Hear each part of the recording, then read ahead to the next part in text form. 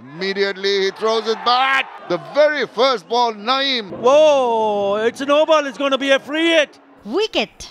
No, it's no ball. Dot. Again no ball with a over boundary. Wide. It's a boundary and a no ball. Dot. Another no ball. Tried to hit. Oh my God. And finally a wicket.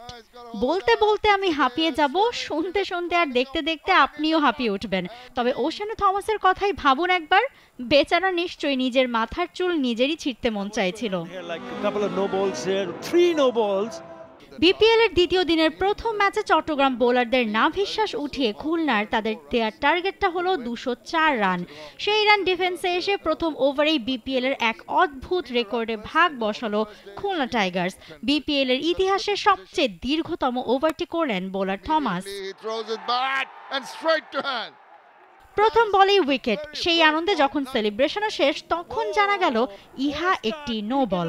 সেই হলো শুরু। পরের ball dot, পরের বলে ছক্কা মারলেন ছক্কা নাইম, সাথে আরো একটি নো বল। ফ্রি হিট বলে গিয়ে একটি ওয়াইড, এরপর আবারও ওয়াইড। পরের বলে একটি 4 ও নো বল। এক বলে চিটাগাং কিংসের রান তখন 15।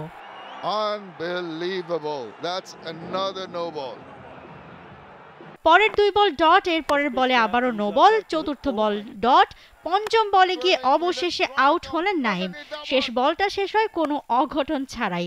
এক ওভারে 1 উইকেটে 18। সংখ্যাটা স্বাভাবিক লাগলেও এর পেছনের ইতিহাস এতক্ষণে আপনি দেখে ফেলেছেন। শর্টেস্ট ফরম্যাটের ক্রিকেটে এক বলে সবচেয়ে বেশি রান নেবার কিংবা দেবার রেকর্ডটা ছিল এ বছরই।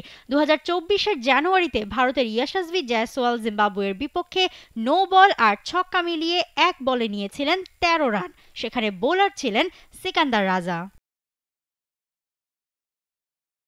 সেটি ছিল শর্টেস্ট ফরম্যাটের বিশ্ব রেকর্ড। এবার সেই রেকর্ড ভাঙা হলো বিপিএলে। ভাঙলেন নাইম ইসলাম। বোলার হিসেবে ছিলেন ওয়েস্ট ইন্ডিজের ওশানে থমাস। দুটো ঘটনার মধ্যে দারুণ মিল আছে। দুটোই ছিল প্রথম ওভারের ঘটনা। দুটোতেই 2 বোলার ওভার শেষে শেষমেশ আউট করে ফেরান জয়সওয়াল আর নাইম রেকর্ড গড়া 2 ব্যাটারকে। এক বলে 13 রান নেয়ার রেকর্ড থেকে এক বলে 15 রান নিয়ে রেকর্ড। একটা রেকর্ড দিয়ে বছরের শুরু আর শেষ মিলে গেল কি দারুণ ভাবে। জুহাইরা মৌ, টি স্পোর্টস।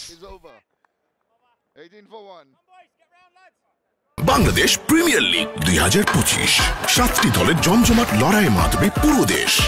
দেখতে চোখ রাখুন টি স্পোর্টস নেটওয়ার্কে।